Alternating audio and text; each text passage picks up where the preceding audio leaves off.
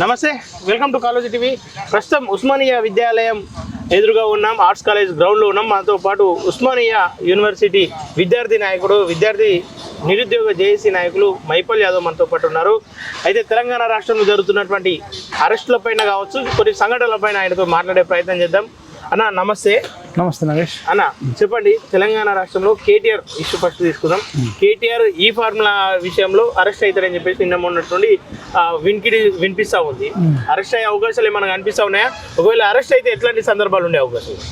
Arrest అయితేనే అంటే తప్పు చేస్తే అరెస్ట్ కావాల్సింది ఎవడైనా. రేపు నేను తప్పు చేసినా ఎవడైనా అరెస్ట్ కావాల్సిందే.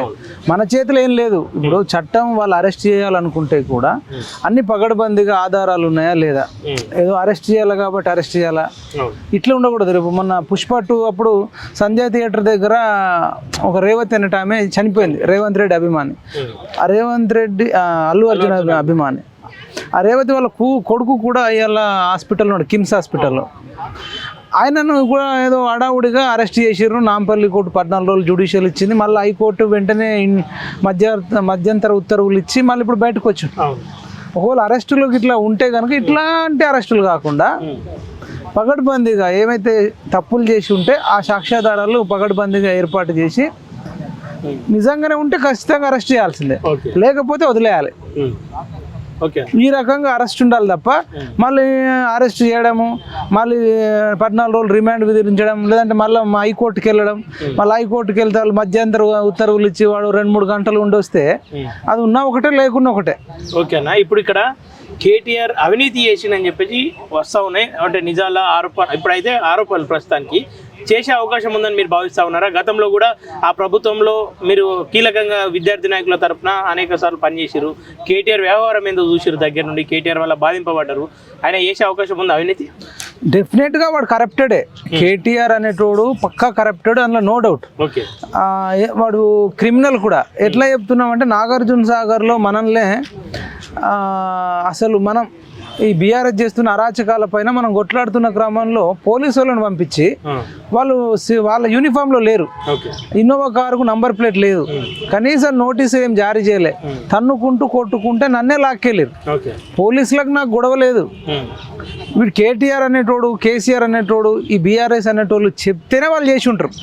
అంటే వీళ్ళ మెంటాలిటీ మాత్రం క్రిమినల్. అదే కాలేజీ టీవీ నగేష్ అన్నను కూడా ఆ కవిత అప్పుడు ఎట్లా చేపించింది అనేది చూసినాం. ఇట్లా వాళ్ళు ఎప్పుడు వాళ్ళ మైండ్ అయితే క్రిమినల్ బ్రెయినే.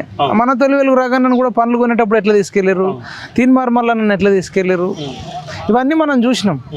కాబట్టి వాళ్ళైతే క్రిమినల్స్, వాళ్ళైతే చట్టాన్ని అతిక్రమించారు, చాలా కరప్షన్ కూడా చేసిరు. నేరెళ్లలో కూడా ఇదే కేటీఆర్ కోల హరీష్ను కానీ ఇంకా మిగతా వాళ్ళని కానీ చాలా థర్డ్ డిగ్రీ ఇస్తే అది నేషనల్ వైడ్ ఇష్యూ అయింది. అంటే వాళ్ళు చట్టాలను ఎట్లా ఉల్లంఘిస్తారు అనే దానికి కొన్ని ఎగ్జాంపుల్ చెప్తున్నా. అట్లనే అనేక దగ్గరలు ఇసుక దంద చేసిర్రు, దోపిడీ చేసిర్రు. నేను ఏంటంటే ఈ ఫార్ములాలో కనుక డైరెక్ట్ ట్రాన్స్ఫర్ చేసిండు అంటున్నారు. ఎస్టాబ్లిష్ అనేది కరెక్ట్ చేయాలి, కరెక్ట్ చేసి అరెస్ట్ చేస్తే బాగుంటుంది తప్ప ఏదో తూతూ మంత్రంగా ఉండి మొన్న అల్లు అర్జున్ కేసు అయినట్టు కావద్దని కోరుకుంటున్నాను. ఓకే, కేటీఆర్ అరెస్ట్ కావాలని కోరుకుంటున్నావా, అరెస్ట్ కావద్దని కోరుకుంటున్నా? నేను అదే చెప్తున్నా. ఒకవేళ రెడ్ హ్యాండెడ్గా సాక్ష్యాధారాలు ఉంటే ఖచ్చితంగా అరెస్ట్ చేయాలి. అతనైతే దుర్మార్గుడు. కానీ ఈ దుర్మార్గులు కూడా ఏం చేసారు అంటే చాలా కేసులలో బినామీలను పెట్టుకున్నారు. ఇప్పుడు ఇసుక దందా చేసిర్రు. ఇసుక దందా ఎట్లా, గవర్నమెంటే పర్మిషన్ ఇస్తుంది. కొన్ని లారీలకు రోజుకో 50 లారీలకు ఏదో పర్మిషన్ ఇచ్చింది అనుకో, వీడు పర్మిషన్ లేకుండా 100 లారీలు కొట్టేది.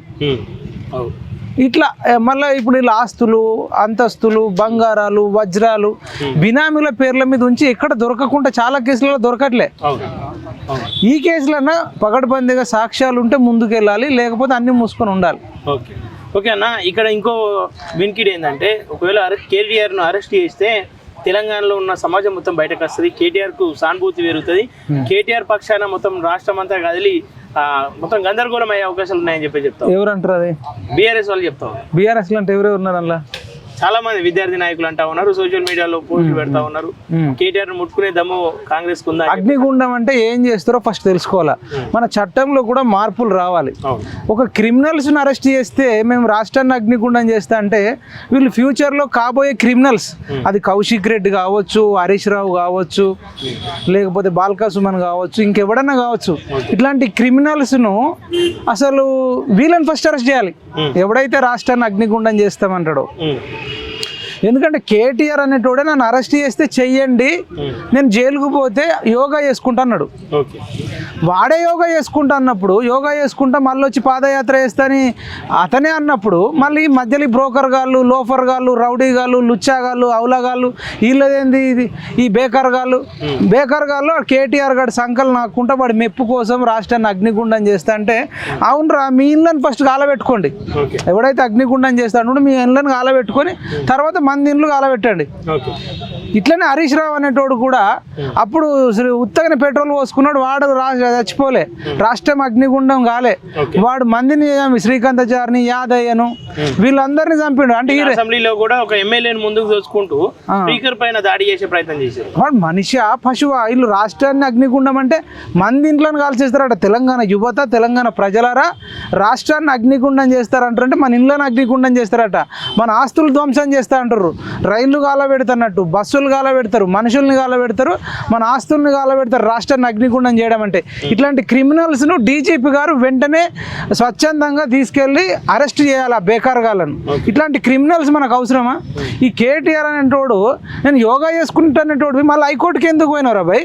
హైకోర్టుకు పోయి మళ్ళీ 10 రోజుల దాకా కేటీఆర్ని అరెస్ట్ చేయొద్దని చెప్పి తెచ్చుకున్నావు. నువ్వు అంత పోటుగాడివి, మొనగాడివి, అంత దమ్మున్నోడివి అయితే వెంటనే అరెస్ట్ అయితే యోగా చేసుకునేది ఉండే, నువ్వు మళ్ళీ హైకోర్టుకి ఎందుకు పోయినావు?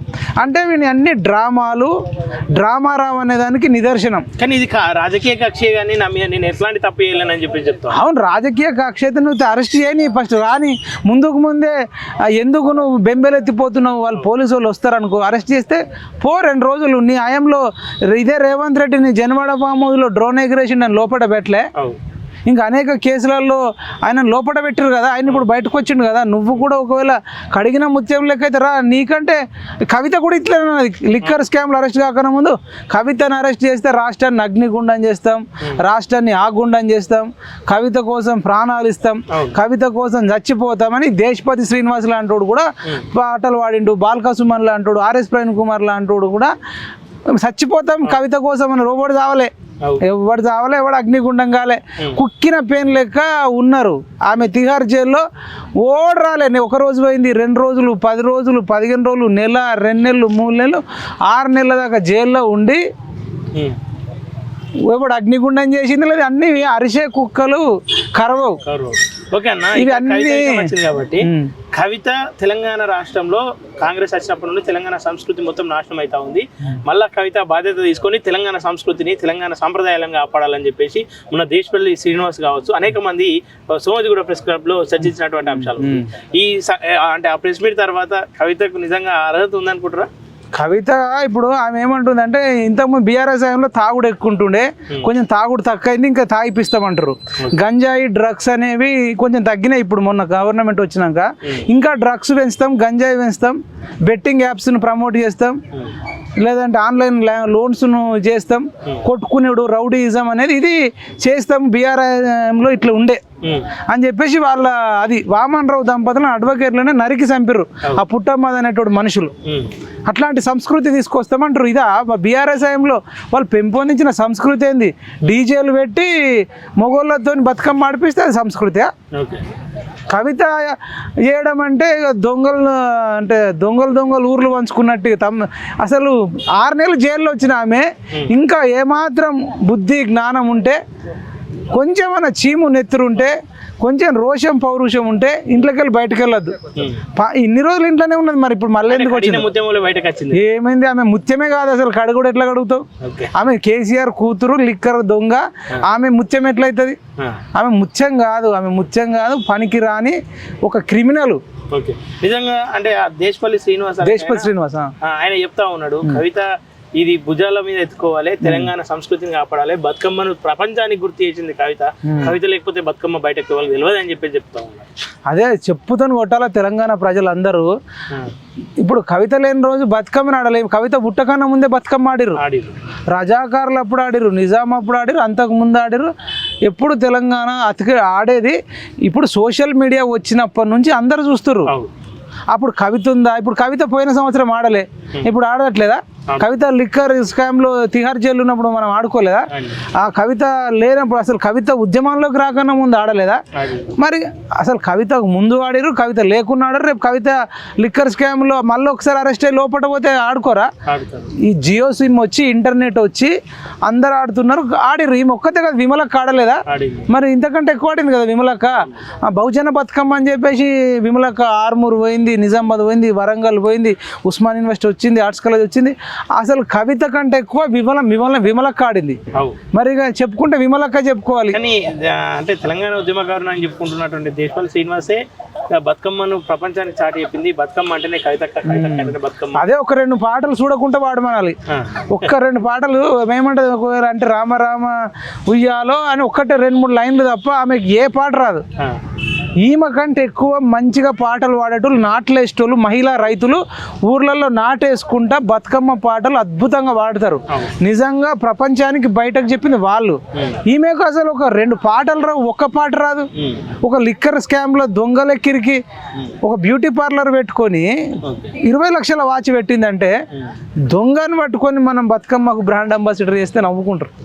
నేను అసెంబ్లీలో సంఘటన చూసామన్నా, ఎమ్మెల్యేలు అందరు కలిసి బీఆర్ఎస్ ఎమ్మెల్యేలు హరీష్ రావు నెట్టిన పద్ధతి అంటే ఏ రకంగా చూసుకోవచ్చు? హరీష్ రావు ఒక మనిషిని ముంగడు దూసి వెనకకెళ్ళి ఈయన పరిగెత్తడం ఎట్లా చూసుకోవచ్చు? ఏం గుర్తుకొస్తా ఉందా అంత చూస్తావు? అదే అప్పుడు తెలంగాణ ఉద్యమంలో కూడా ఇట్లా పెట్రోల్ పోసుకొని అందరిని యువతను రెచ్చగొట్టిండు. అప్పుడు శ్రీకాంచారి, యాదయ్య, చాలా మంది కానిస్టేబుల్, కిష్టయ్య ఈ దొంగ వల్లనే చచ్చిపోయారు. ఇప్పుడు కూడా రెచ్చగొడుతురు. వీధి రౌడీల కంటే అధ్వానం. గ్రామంలో వీధి రౌడీలు, ఇసుక దొంగలు, మర్డర్ చేసేటోళ్ళు కూడా అట్లా బిహేవ్ చేయరు. ఇట్లాంటి క్రిమినల్స్ అందరినీ షూట్ చేసే చట్టాలు రావాలి. ఒకవేళ అసెంబ్లీలో అది ఆ బిహేవియర్ అయింది. అసెంబ్లీలో శాసనసభ్యులు శాసనాలు రాసి చట్టాలు రాసే లీడర్ల బిహేవియర్ అట్లా ఉంటుందా? కేటీఆర్ అరెస్ట్ అంటే కేటీఆర్ పైన అయిన కేసు పైన చర్చించమంటే చర్చించినందుకే ఆ నిరసన అని చెప్తావు. అవును, మరి నువ్వు ఏది చెప్తే అది ఎందుకు చర్చిస్తారు? దొంగలు మీరు. పోయినసారి రైతు బంధు 100 ఎకరాలు ఉన్నోడికి ఇచ్చారు, దాని మీద చర్చించాలా? మల్లారెడ్డి గారికి ఎంత వచ్చింది, హరీష్ రావు గారికి ఎంత వచ్చింది, కేసీఆర్కి ఎంత వచ్చింది, కేటీఆర్కి ఎంత వచ్చింది, ముత్తిరెడ్డికి ఎంత వచ్చింది, పల్లా రాజశేఖర్ రెడ్డికి ఎంత వచ్చింది? ఆ దొంగల దగ్గర వసూలు చేయాలా? ఆ వసూలు చేసిన డబ్బులు పేదోళ్ళకు మంచాలని చర్చ జరగాల. బేకార్గాళ్ళు దాని మీద ఒక్కనాడు చర్చ జరపరు. 1000 కోట్లు రైతు బంధు మీద రోడ్లకు, ముండ్ల కంపలకు, చెట్లకు, రియల్ ఎస్టేట్ భూములకు, అడుగు చెట్లకు 100 ఎకరాలు ఉన్నోడికి, ఐఏఎస్లకు, ఐపీఎస్లకు, పెద్ద పెద్ద కోటీశ్వర్లకు, ఎన్ఆర్ఐలకు వాళ్ళకి ఇచ్చారు. దాని మీద అసలు చర్చ జరగండి. ఈ బేకార్గాడు జైలు ఉంటేంది, బయట ఉంటేంది. కేటీఆర్ అంటూ జైలు ఉంటుంది, బయట ఉంటుంది. వాడు పూజకు పనికిరాని పువ్వు. తండ్రి మీద వచ్చి తేరగా పెంట మీద వచ్చిన కుక్కలాగా మొరుగుతున్నాడు. వాడు కేసీఆర్ అనాల ఫస్ట్. వాడు ఈ కుక్కలను వదిలినట్టు వదిలిండు ఇప్పుడు రోడ్ల మీదకి. అసలు వాడు ఎటువంటి మెయిన్ వీళ్ళని బయటకు రావాలి కదా. ఈ గుంట నక్కలను రోడ్ల మీద వదిలేసి ఈ కేటీఆర్ అంటూ జైలు ఉన్నాం కాదు, బయట ఉన్నాయి. జైలుకు వేసిన వాళ్ళు అందరూ సీఎంలు అవుతారు. మరి ఆ దిశగా ఏమైనా ప్లానింగ్ నడుస్తున్నాయి? సీఓ జైలుకు పోయిన వాళ్ళు అందరు సీఎం అయ్యారు అంటారు, కానీ జైలుకు పోయిన వాళ్ళు మస్తు మంది సీఎం కాని వాళ్ళు ఎక్కున్నారు. మనం అనుకుంటాం ఒకరిద్దరు మనకు పోయిన వాళ్ళే అంటాం, కానీ 100 మంది జైలుకు పోయారు, 1000 మంది దేశంలో జైలుకు పోయారు. వాళ్ళంతా సీఎంలు కాలే. అయినరు అంటే ఒక 2-3 అయి ఉంటారు. దాంట్లో ఎవరు? కేసీఆర్ అయి ఉంటాడు, తర్వాత రేవంత్ రెడ్డి అయి ఉంటాడు, చంద్రబాబు నాయుడు అయి ఉంటాడు, జగన్ అయి ఉంటాడు. మనం ఇదే చూస్తాం. వీళ్ళు 4 కాకుండా అరెస్ట్ అయిన వాళ్ళు కూడా ఎంతో మంది ఉన్నారు. వాళ్ళు ఎంతో మంది రోడ్ల మీద తిరిగేటోళ్ళు ఉన్నారు. ఎప్పటికి ఎటు కాకుండా అయిన వాళ్ళు కూడా ఉన్నారు. ఓకే అన్న, ఫైనల్ గా తెలంగాణ మొన్న 9 మందిని గుర్తించింది. ఉద్యమ ఏదైతే తెలంగాణకు సేవ చేసిర్రు కవులు, కవలకారులు అని చెప్పేసి, దానిపైన మీ అభిప్రాయం ఏంటి? అంటే వాళ్ళు దానికి అర్హులేనా 9 మంది? ఇది ఇప్పుడు రేవంత్ రెడ్డికి కొంత సిగ్గుశరం ఉండాలి. ఫస్ట్ ఇజ్జత్ మానం ఉండాలి. అసలు కవులకు ఇస్తావా ఇవ్వవా తర్వాత విషయం. మొన్న ఈ దరిద్రుడిని కేసీఆర్ గారిని, ఆ రాక్షసిని ఓడించడానికి మన యూట్యూబ్ ఛానల్ కొద్దిమంది రిపోర్టర్లు, కొద్దిమంది జర్నలిస్టులు, కొద్దిమంది నిరుద్యోగులు ప్రాణాలకు తెగించి కొట్లాడిర్రు. అసలు వీళ్ళందరూ లేకపోతే నీకు ఇలా అధికారం ముఖ్యమంత్రి అయ్యేటోడివే కాదు, ఇలా మీ చేతుల మంత్రులు ముఖ్యమంత్రులు అయ్యేటోడే కాదు. వీళ్ళని పట్టించుకోకుండా గోరెట్టి వెంకన్న ఎవడండి? గోరెట్టి వెంకన్న ఎమ్మెల్సీగా ఉండి బీఆర్ఎస్ ప్రభుత్వంలో మంచిగా కోట్లు సంపాదించుకున్న వ్యక్తికి నువ్వు ఇచ్చుడు అవసరమా? వాడు కవిగాడ తర్వాత విషయం. దుర్మార్గులకు వ్యతిరేకంగా పోరాటం చేసిండా లేదా ఇది చూడాల్సింది పోయి నువ్వు మొన్న దాకా గోరెట్టి వెంకన్న లాంటి వాడికి ఇచ్చినావంటే, ఇంకా ₹1 300 గజాలంటే నువ్వు ఇయ్యి. ఇప్పుడు అందశ్రీ అన్న కొట్లాడిండు, ఆ తర్వాత పాశం అన్న కొట్లాడిండు, ఆ తర్వాత ఇప్పుడు బండి యాదగిరి అన్న కొట్లాడిండు, ఇంకొక అన్న ఇంకో యాదగిరిరావు అన్న ఉద్యమకారులకు చేసి నువ్వు జెన్యున్గా ఉన్న వాళ్ళకు ఇవ్వచ్చు. కానీ గోరెటి వెంకన్న జెన్యున్ కాదు. గంటా చక్రపాణి లాంటి వ్యక్తి కంటే అంబేద్కర్ ఓపెన్ యూనివర్సిటీకి వైస్ ఛాన్సలరు, దిల్ రాజు లాంటి వాడికి మన తెలంగాణ ఫిల్మ్ ఇండస్ట్రీకి చైర్మన్. ఏంది అంతా? నీ ఇంటి పండగ అనుకుంటున్నావా? నీ ఇంట్లో భూమి అనుకుంటున్నావా పంపకాలు చేసినట్టు? ఎవరికి ఇవ్వాలయ్యా నువ్వు? నీ ప్రాణాలకు తెగించి కొట్లాడినోడికి ఏం లేదు. ఇంకా చాలామంది కొట్లాడిన వాళ్ళు ఎంతోమంది ఉన్నారు. ఒక పోస్టర్ కూడా రిలీజ్ చేసిరు, ఆ పోస్టర్లో లేని వాళ్ళు కూడా ఇంకా చాలామంది ఉన్నారు. నువ్వు కోట్లు లేకుండా కొట్లాడిన వాళ్ళకి 10 లక్షలు ఇచ్చినా ఏం కాదు కదా, 300 గజాలు లేకున్నా. కాబట్టి రేవంత్ రెడ్డి కూడా భవిష్యత్తులో అందరు ఉసురు తలిగి ఎటన్నా ఒకసారి అవుతాడు. యూట్యూబర్లు ఉసురు తగులుతుంది, నిరుద్యోగుల ఉసురు కూడా తగులుతుంది. ఎంతకు తెగించినామంటే ఎంత కొట్లాడిరు, ఎవరికి ఏం చేసిరు వీళ్ళు బేకార్గాళ్ళు. వాడి సంఖ నాకు గోరెట్టి వెంకన్న సంఖ నాకుతావంటే ఏం చేసిండు గోరెట్టి వెంకన్న? సుద్దాల అశోక్ తేజ్ అన్న ఏం కొట్లాడిండు మీకోసం? ఎవడు కొట్లాడిండు మీకోసము? ఎవరి కోసం? జయరాజ్ అన్న ఏం కొట్లాడిండు? ఎన్నడన్నా పబ్లిక్లోకి వచ్చి కొట్లాడిండా? ఒక్కొక్కడు కిడ్నాపులు, అరెస్టులు, లాఠీ దెబ్బలు ఎన్ని వేస్తే ఎన్ని అనుభవించినాము. కనీసం ఈ దుర్మార్గుడు ఎవరికి చిన్న అపాయింట్మెంట్ ఇయ్యాడు. అడిగినామండి, ఎవడియ్యాడు? వాళ్ళకు కోటీశ్వర్లు కావాలి, దొంగల ముఠ కావాలి. మెగా కృష్ణారెడ్డి, మైహోం రామేశ్వరరావు, అవసరం అనుకుంటే మల్లారెడ్డి మన్మరాలు కూతురు పెళ్లికి లేదంటే మన్మరాల పెళ్లికి ఇళ్ళకి ఇస్తారు, దుర్మార్గులకే ఇస్తారు. అంత దొంగలు ఒకటైరు.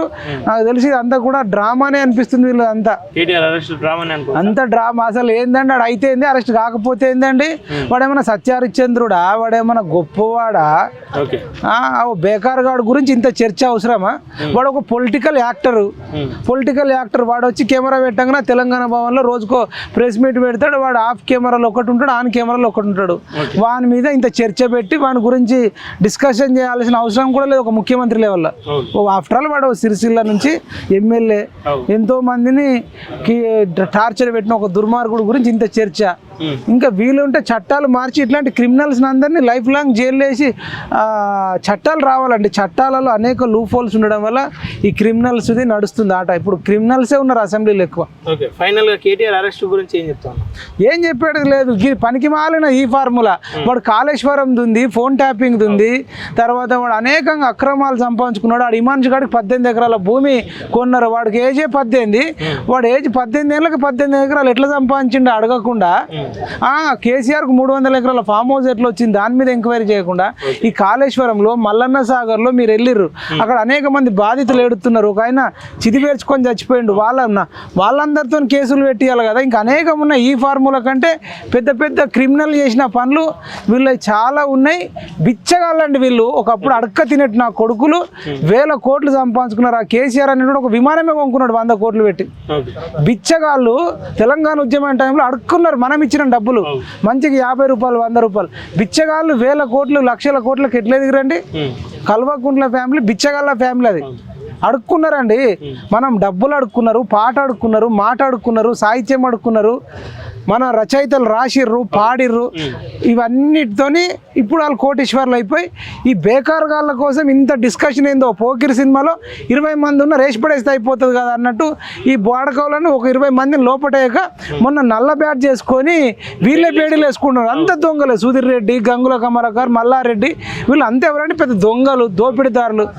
ఆటో డ్రైవర్ల లెక్క ఒక కోటేసుకొని డ్రామా చేస్తుర్రు. ఇప్పుడు ఆటో డ్రైవర్ల లెక్క ఆటో నడిపిస్తుర్రు. రేపు ట్రాన్స్జెండర్లకు సమస్యలు వస్తే మీ ట్రాన్సే మార్చుకుంటారా, జెండరే మార్చుకుంటారా? బేకార్ గాలారా, మీకు నిజంగా ప్రేమ ఉన్నదవరా?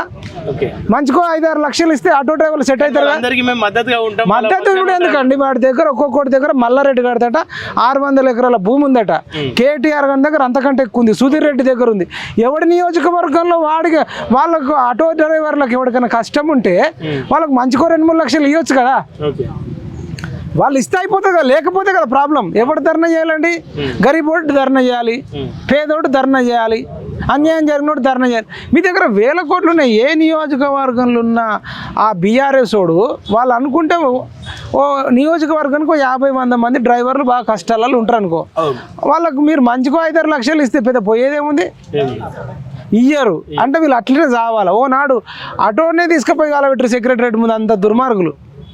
నెక్స్ట్ మీరు మొత్తం జెండరే చేంజ్ చేసుకోండి. రేపు ట్రాన్స్జెండర్లకు సమస్య వస్తే, లేడీస్కు సమస్య వస్తే చీరలు కట్టుకొని చేయాలి మీరు. ఇక లేడీస్కు ప్రాబ్లం వస్తే చీరలు కట్టుకోవాలి, జాకెట్లు వేసుకోవాలి. హరీష్ రావు, కేటీఆర్, మల్లారెడ్డి, సుధీర్ రెడ్డి అంటే అన్న జాకెట్లు వేసుకొని చేయాలి. ఆటో డ్రైవర్లకు అయింది కాబట్టి ఇట్లా చేస్తారు. నిజంగా వీళ్ళు మనుషులా అండి? అన్న గతంలో ఈ సమస్యలన్నీ వీళ్ళ హయాంలోనే వచ్చినాయి, ఇప్పుడు వాళ్ళే ఆ సమస్యలను పరిష్కారం కోసం అదే మరి చంపినోడే సంతాపం ప్రకటిస్తారు. సినిమాలలో చూస్తాం కదా, వాడే చంపుతాడు, ఏం తెలియనట్టు పూలదండ వేసుకుపో, అయ్యో పాపం ఇంత కష్టం వచ్చిందంటారు. చంపిపించిందే నువ్వు కదరా. మీరందరు మంచి వాళ్ళు అయితే ఇలా పబ్లిక్ అంతా రోడ్ల మీదకి ఎందుకు వస్తుండే? ఇంత క్రిమినల్స్ ఈ చట్టాలు దేశ రాజ్యాంగంలో రాజ్యాంగ పరిషత్ సభ్యులు రాసి చచ్చిపోయారు, కానీ ఈ క్రిమినల్స్ దాన్ని మిస్యూజ్ చేస్తున్నారు. అనేక చట్టాలు తీసుకురావాలి, తప్పులు చేసిన వాళ్ళకు శిక్షలు పడేటట్టు, ఉరిశిక్ష వేసేటట్టు చేయాలి.